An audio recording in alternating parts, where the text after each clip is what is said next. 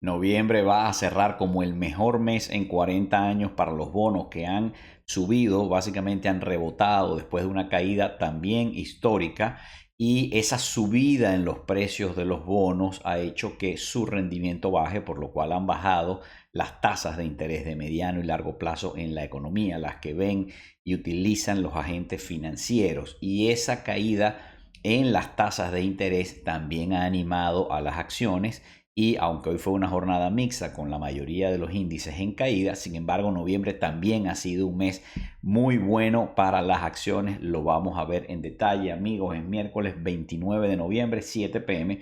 Y a esta hora vamos a hacer nuestro acostumbrado resumen de lo que fue la jornada en los mercados financieros y creo que esta es la noticia más importante. El Financial Times dice que los bonos del Tesoro de los Estados Unidos están en camino a su mejor mes en casi 40 años y la subida de los precios de los bonos básicamente son producto de las expectativas crecientes de que viene un recorte de tasas de interés por parte de la Reserva Federal. Y la Reserva Federal va a recortar las tasas, entonces los bonos son más atractivos, los inversionistas compran bonos. Si la inflación va a caer, los bonos son más atractivos, la gente compra bonos. Si va a haber deflación, cosa que no preveo, pero digamos, hipotéticamente, si hubiera un escenario de deflación, los bonos son más atractivos. Si hubiera una recesión económica, los bonos son más atractivos. Todas esas cosas hacen que los bonos sean más atractivos y viceversa. En este caso, la expectativa de que la inflación viene bajando y mañana hay datos de inflación, ya lo vamos a ver porque esa es la noticia más importante de esta semana, es mañana, pero las expectativas de que la inflación viene bajando y de que la Reserva de Interés, la Reserva Federal podrá bajar las tasas de interés, es lo que está haciendo que los bonos reboten, suban de precio.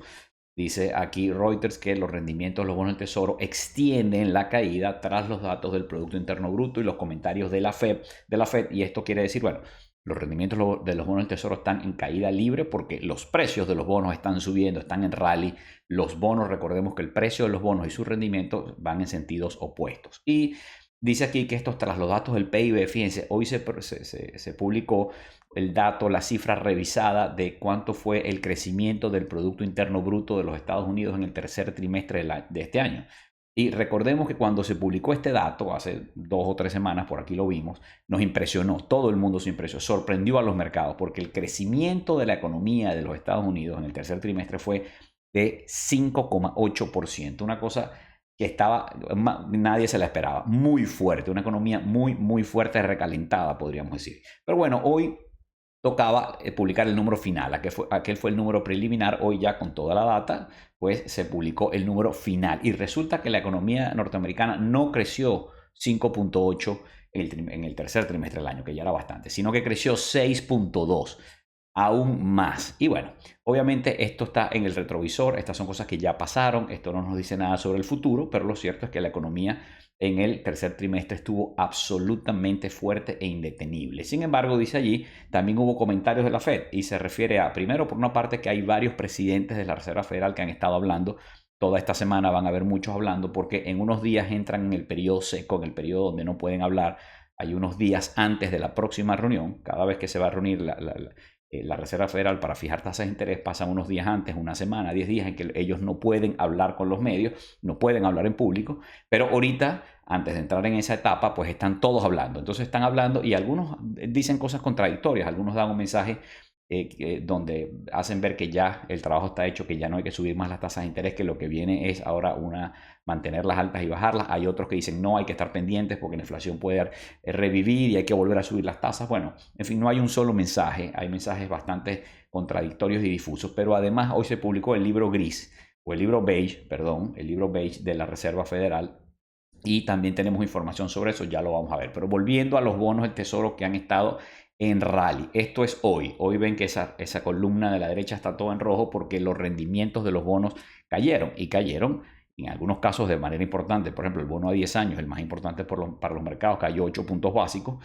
y cayeron porque están subiendo de precio, porque siguen en rally. Pero esta es la foto no nos dice tanto, lo que queremos ver es la película, es decir, la historia de lo que ha pasado con los precios. Y aquí les tengo la que yo creo que sería la más importante para entender esta historia. Este es el bono del Tesoro a 10 años, que es el más importante para los mercados financieros.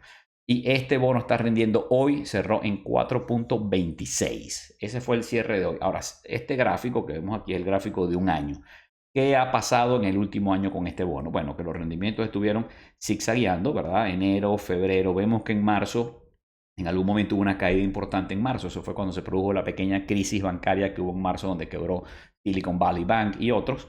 Entonces eso por supuesto que genera nerviosismo en los mercados, la gente corre a los bonos, suben de precio de los bonos, bajan los rendimientos. Eso pasó en marzo, abril, pero después recuperaron otra vez la carrera alcista los rendimientos y los bonos venían cayendo, cayendo, cayendo, que la gente decía hasta dónde van a caer los bonos. Por aquí lo hablamos, yo en algún momento les dije, mire, esto puede ser una gran oportunidad de inversión porque los bonos del tesoro son un activo financiero de altísima calidad que siempre te los van a pagar. El tesoro de los Estados Unidos siempre te va a pagar tus bonos al momento del vencimiento, no tienes riesgo de que no te paguen. Y la verdad es que entre más caen de precio, más atractivos se ponen porque más rinden. Y bueno, vimos que el rendimiento llegó hasta 5. Allí pareciera que tocó techo. Allí hubo una resistencia, ahí tocó techo y de ahí se empezó a devolver. Y ahora, bueno, cayó a 4,5. Eso animó a los mercados accionarios. Si los bonos si los rendimientos de los bonos empiezan a caer, se empiezan a poner más atractivas las acciones. Entonces, bajó de 4,5, está hoy en 4.26. ¿Hasta dónde llegará? Bueno, podría llegar a 4%. No sabemos hasta dónde va a bajar. No hagamos pronósticos, pero podrían seguir bajando. Ahora esto va a depender mucho de la data de inflación que vamos a tener mañana. Por su parte, las acciones, dice aquí el S&P 500 se tambalea hasta cerrar a la baja tras mensajes dispares de la Fed y el sólido PIB. Bueno, ya les comenté sobre los mensajes de los presidentes de la Fed y sobre el PIB, pero este titular es un poco exagerado. El S&P 500 se tambalea. La verdad es que el S&P 500 ha tenido un mes espectacular. Un rally que, bueno, el que se perdió este rally tiene FOMO, tú sabes, está triste. Porque fíjense, este gráfico esto es un gráfico de 50 años, mes a mes, la variación del S&P 500 mes a mes. Hay meses que han sido con fuertes alzas, meses que han tenido fuertes bajas. Y este mes de noviembre cerraría en 9, el S&P 500 si cierra como hoy, subiría un 9,34%, casi un 10%. Solamente un mes lo pondría entre uno de los mejores meses sí, en los últimos 50 años, la verdad. Un mes bastante positivo. Y dice aquí el economista que la gasolina de la Fed se acaba y dejará sin combustible a la bolsa. Pero esto es según los análisis de Goldman Sachs y Morgan Stanley, que ya dieron su proyección para el año que viene. Fíjense, ya todos los grandes bancos de inversión y analistas empezaron a dar su target. ¿A dónde va a estar el S&P 500 al final, no de este año 2023, sino del año que viene, de 2024? Estos pronósticos no sirven para nada, no perdamos mucho tiempo en eso. Pero uno más o menos puede medir cómo está el ánimo entre los banqueros y entre los inversionistas. De nuevo, no solamente nos sirven, sino que cuando ustedes ven a todos los bancos, por ejemplo, JP Morgan parece ser el que está, o Morgan Stanley, alguno de ellos está más pesimista y tiene una proyección para el año que viene por 4.500, 4.600, que es donde ya está prácticamente el S&P 500. Hay otros que dicen 5.000, 5.100, 5.200. Bueno, son muchos bancos pronosticando y todos van a estar equivocados, menos uno que a lo mejor la pega por suerte. No hacen falta estos pronósticos, pero aún así les voy a mostrar rápidamente. Dice aquí que Goldman Sachs y Morgan Stanley ven un potencial de un 5 y un 3% de crecimiento en Wall Street el año que viene. Es decir, que eso es lo que crecería la bolsa el año que viene. Y aquí, fíjense, por ejemplo, hoy en algún momento CNBC estaba mostrando algunas de las proyecciones de algunos bancos. Entonces, Deutsche Bank dice que el S&P 500 va a cerrar el año que viene, el 2024, en 5.100. BMO dice 5.100, RBC dice 5.000, Bank of America dice 5.000. Y fíjense, el S&P 500 cerró hoy en 4.550. Es decir, si desde hoy hasta diciembre del año que viene, es decir, en 13 meses, llega a 5.000 y cierra en 5.000, efectivamente eso es una subida del 10%. Es decir, desde el punto que está hoy, 4.550 puntos, hasta 5.000, sería una subida de 10%. Bueno, de nuevo, estos son los análisis algunos. La verdad es que no sirven de mucho, no le hagan mucho caso. Solamente se los presento por información general. Y la economía de Estados Unidos se desaceleró en las últimas semanas, según dice la Fed. Y esto es el libro beige del que les estoy hablando. Recordemos que hoy hubo información del PIB y nos dijeron el PIB, que había estado muy fuerte el trimestre anterior, en realidad estuvo aún más fuerte. Pero pareciera que después de eso, en este trimestre, la actividad económica se ha frenado un poco según lo que dice el libro beige de la Reserva Federal. Y aquí, por ejemplo, dice que en general la actividad económica se frenó, se redujo desde el último reporte del libro beige y hay 4 distritos, dice aquí, fíjense lo que dice aquí, 4 distritos reportaron crecimiento modesto, 2 indicaron que las condiciones estuvieron planas o un poquito menos, peores y 6 distritos dijeron que hay una leve baja en la actividad económica. Entonces, ¿por qué hablan aquí de distritos? Bueno, porque ahí son 6, 4 y 2. Son 12 distritos, esos son los 12 distritos que conforman la Reserva Federal y cada uno hace su aporte a este libro beige que fue publicado hoy. De hecho, si ustedes lo quieren ver, aquellos de ustedes que les guste leer y la data financiera, el libro beige es publicado en la página de la Reserva Federal. Aquí está el libro beige del 29 de noviembre del 2023, el de hoy. Y ahí está, pues esto es un compendio de lo que reporta la Reserva Federal de Boston, la de Nueva York, Filadelfia, Cleveland, Richmond, Atlanta, etcétera. Son 12 en total. Está en la página de la Reserva Federal o pueden ver el resumen. Está este resumen nacional que es mucho más corto y la verdad es que es más fácil de leer con lo que recoge ese informe sobre la actividad económica. Y el libro beige confirma que la política monetaria funciona, es decir, que la subida de las tasas de interés que ha aplicado la Reserva Federal ha funcionado para hacer más lenta la economía, para frenar la economía, pero todavía está lejos del éxito, todavía falta para poder declarar la victoria en la batalla contra la inflación. Y por cierto que Bill Ackman, ya hemos hablado de él por aquí, dice ahora, Bill Ackman hace poco hizo una apuesta, dijo los bonos, el rendimiento de los bonos va a llegar a 5,5 y estoy haciendo una apuesta grande, es decir, estoy haciendo un short, vendiendo en cortos bonos del tesoro porque van a seguir cayendo y los rendimientos van a llegar hasta 5,5. Bueno, empezó a hacer la apuesta, le empezó a ir bien, de repente un día dijo, ya está, me volteo, es muy peligroso hacer esto porque, bueno, y dio una explicación. Y se salió de eso. Menos mal que se salió porque el rendimiento efectivamente llegó hasta 5, pero ahora se ha devuelto. Entonces ahora dice más bien lo contrario. Ahora dice que la Reserva Federal va a recortar las tasas en el primer trimestre. El mercado está dando por descontado que la Reserva Federal va a comenzar a bajar las tasas de interés el año que viene, pero no en el primer trimestre. Probablemente en el segundo o más bien en el segundo semestre del año. Sin embargo, Ackman está diciendo, señores, están pelados, aquí la Reserva Federal va a empezar a bajar las tasas de interés en el primer trimestre del año. Bueno, no lo sabemos, no hay que hacer pronósticos, a mí no me importa si es una cosa o la otra. Nosotros no invertimos, los inversionistas no hacemos inversiones dependiendo de que si es en el primer trimestre o en el segundo trimestre. Nosotros invertimos para el clima que venga y con visión de largo plazo en cosas que funcionan, en activos de calidad. Y aquí dice una de las presidentas de la Reserva Federal, Loretta Mester, dice que la tasa que tienen de la política monetaria actual, que está en 5,25, 5,50%, es ágil, le permite a la Fed ser ágil con los datos entrantes. Y básicamente lo que está diciendo es, estamos analizando la data y si de repente la inflación está controlada, la economía empieza a caer, el desempleo empieza a subir, tenemos la capacidad de bajar rápidamente las tasas de interés, porque antes, cuando las tasas estaban en 0 o en 0,5 o en 1, no había espacio para estimular la economía con una reducción de tasas de interés, porque ya estaban en 0. En cambio ahora que están en 5,25, 5,5, si mañana hubiese un accidente en los mercados, se frena la economía, se dispara el desempleo o cualquier cosa, la Reserva Federal tiene agilidad, rápidamente puede bajar las tasas y estimular a la economía. Bueno, pero el aterrizaje suave que pareciera que es una posibilidad en Estados Unidos, donde pareciera que se puede controlar la inflación sin que caiga la economía en una recesión, sin embargo está en duda ese aterrizaje suave ante la desaceleración de varias economías avanzadas y especialmente en Europa.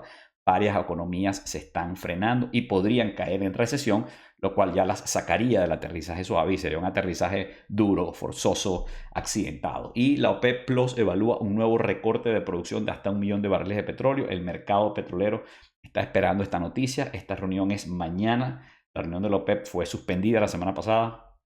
Eso le metió nerviosismo al mercado, cayeron los precios del petróleo. Ahora la reunión va a ser mañana virtualmente. Y bueno, veamos qué anuncian, pero si hay un nuevo recorte en la producción de petróleo, probablemente serán una vez más los Arabia Saudita quienes se tendrán que echar al hombro ese recorte y asumirlo, chuparse ellos ese recorte, porque los demás países no parecen muy dispuestos a seguir recortando producción. Y la información más importante, el dato más importante esta semana es mañana a las 8:30. Tenemos, bueno, primero tenemos el número de solicitudes iniciales de subsidio por desempleo, es decir, mañana, esto es todos los jueves. Mañana vamos a saber cuántas personas la semana pasada perdieron su empleo y pidieron un subsidio por desempleo. ¿Cuántos lo hicieron la semana pasada por primera vez? Ese dato es mañana a las 8:30. Pero el más importante de todos es el PCE, el Personal Consumption Expenditures, que quiere decir los gastos del consumidor. Recordemos que hay dos formas de medir la inflación. Una es el CPI o IPC, el índice de precios al consumidor. Lo conocemos mucho en nuestros países porque usualmente en Latinoamérica se utiliza mucho ese método. Hay otro método que es otro que se utiliza acá, se utilizan los dos. El PCI mide los gastos efectivos que realizan las personas. Entonces, el IPC se mide con una cesta de productos fijos. Hay un kilo de carne, un kilo de pollo, 2 papas, pantalones, zapatos y un carro, por decir un ejemplo exagerado, ¿verdad? Entonces, esos precios van variando y el índice de precios se va calculando conforme a esa canasta, cesta de productos que fija. En cambio, el PCE es cuánto dinero estoy gastando yo en lo que gaste. Porque a lo mejor yo como carne y pollo, pero cuando la cosa se pone apretada, dejo de comer carne y pollo, pues está muy caro y empiezo a comer pasta y arroz. Entonces, todos esos cambios, inclusive mis hábitos, cómo cambian, a lo mejor ya no manejo a la oficina porque está muy cara la gasolina, ahora me voy en autobús, uso metro, transporte público, todos esos cambios están incorporados en esta medición. Entonces, esta medición es la preferida de la Reserva Federal y mañana lo vamos a tener.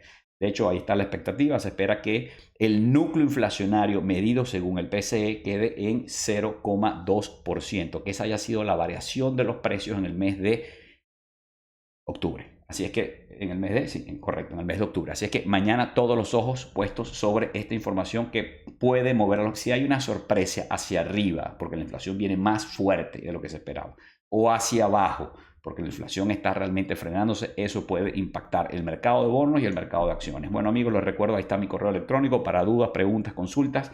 Y por favor, suscríbanse a mi canal de YouTube y denle like a este video. Ayer hablamos sobre Charlie Munger, que murió. Fue un maestro para millones de inversionistas y hicimos un video. Gracias por sus comentarios. Yo creo que no fui yo el único que que se sentía, vamos a decir, que se sintió por la muerte de Charlie Munger. Anoche estábamos hablando con mi hijo y me dijo, oye papá, ¿viste lo de Charlie Munger? Y me decía, parece increíble, parece mentira. Y es verdad, porque juntos hemos visto tantos videos de Charlie Munger con Warren Buffett o él solo. Y hemos hablado tantas veces de Charlie Munger que es como si se nos hubiera muerto un familiar, como si se nos hubiera muerto un tío al que nunca vemos en persona, pero que sabemos que está ahí, con el cual a veces hablamos por teléfono. Bueno, esa fue la sensación de muchos que muchos tuvimos ayer. Gracias por sus comentarios sobre ese video. Y hablando de Charlie Munger, este cuadro muestra, fíjense, lo que hubiera pasado con $100 si ustedes hubieran invertido $100 en el S&P 500 o lo hubieran invertido en Berkshire Hathaway el día que Charlie Munger empezó a trabajar allí. Recordemos que Berkshire Hathaway la comenzó Warren Buffett, pero en algún momento en el año 78, Charlie Munger oficialmente entró en Berkshire Hathaway como el número 2 de Warren Buffett. Entonces, si ustedes ese día, 1978, yo tenía 5 o 6 años, ¿verdad? Si yo a esa edad, 5 o 6 años, hubiera puesto $100 en el S&P 500, ¿verdad? Tuviera hoy 16.527. Es decir, si hubiera multiplicado por, saquen ustedes la cuenta, por 10, por 16, por 160, no sé, ustedes hacen la matemática. Mis $100 del año 78 se hubieran convertido en $16.527 hoy. Ahí ven en el gráfico la rayita del S&P 500. Ahora, si yo en vez de comprar el S&P 500 hubiera invertido mis $100 en acciones de Berkshire Hathaway, tendría hoy la cantidad de, a ver, ¿dónde está? $400,000. Aquí está, bueno, ahí está el texto, ahí lo pueden ver. $396,282 para ser exactos. Y ahí ven el gráfico. Así es que eso es lo que lograron hacer Buffett y Munger. Y esta historia continúa. Primero que Berkshire Hathaway comenzó antes de Charlie Munger, por lo cual el resultado es aún más espectacular del que se ve en este gráfico, pero además Warren Buffett sigue vivo y sigue haciendo compounding y efecto bola de nieve, así es que no sabemos cómo va a terminar siendo esta diferencia, pero por esto es que los llaman, que probablemente son los inversionistas más grandes, más exitosos de la historia, porque además no solamente es que dan clases y se ponen a hablar así, como aquí cualquiera habla, yo vivo hablando de los mercados, las acciones, cómo invertir, bla, bla, bla, sí, perfecto, eso lo hace cualquiera. Ahora, hacerlo en la práctica, invertir, tener no solamente la inteligencia, no es un tema de inteligencia, es la inteligencia emocional tal vez, es tener el estómago, es tener la claridad para tomar las decisiones, actuar solo cuando hay que actuar, no actuar el resto de las veces para no destruir valor, actuar con contundencia cuando se presenta la oportunidad y después tener paciencia infinita, entender que el dinero que se invirtió es para dejarlo invertido toda la vida. Eso no es fácil, es fácil decirlo, no es fácil hacerlo y ellos lo han hecho. Esto es un monumento que ellos construyeron, en el camino hicieron rico a mucha gente, a muchos accionistas, que es la labor fundamental de todo inversionista y de todo gerente. Si tú eres el CEO, si tú eres ejecutivo de una empresa, trabajador de una empresa, tu principal obligación es generar riqueza para la empresa, para los trabajadores, para sus dueños y sus accionistas. Así funciona el capitalismo, así funciona la economía, por eso crece, por eso hay incentivos para seguir invirtiendo, para descubrir nuevas medicinas, descubrir inteligencia artificial, etcétera, etcétera, etcétera. Así, esta es la gasolina de la economía libre y abierta de mercado. Dice Bloomberg que Wall Street quiere a cualquiera menos a Biden y a Trump en el 2024. Y fíjense, no es usual que los bancos, los banqueros, los inversionistas se metan en política o ataquen a uno o a otro. Usualmente prefieren no hacerlo. Sin embargo, pareciera que hay cada vez más preocupación en los círculos de Wall Street sobre la posibilidad de que Biden o Trump sean presidentes los próximos 4 años por diversas razones. Entonces, fíjense,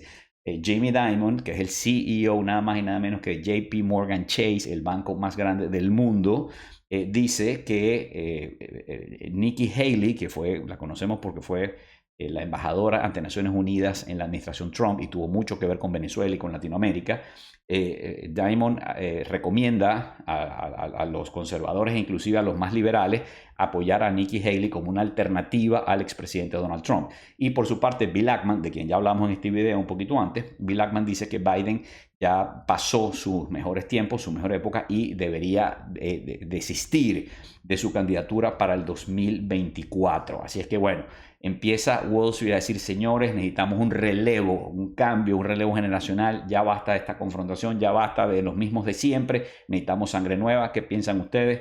Bueno, leo sus opiniones. Aquí están los cierres del mercado. Vamos con las bolsas del mundo. Bueno, Asia en rojo, Tokio abajo, las dos principales bolsas chinas, Hong Kong y Shanghai también abajo, especialmente Hong Kong. Hong Kong no ha tenido un buen año, Hong Kong sigue cayendo, está 25% por debajo del punto más alto que estuvo en el año y hoy tocó su punto más bajo del año. No están bien las cosas en la bolsa de Hong Kong. Shanghai también bajó, como vimos, y Seúl también bajando. Tel Aviv arriba en verde. En Europa el Stoxx 600 en verde y todas las bolsas que seguimos de Europa en verde menos la de Londres. Y en nuestro continente Sao Paulo abajo, pero Buenos Aires y Ciudad de México arriba.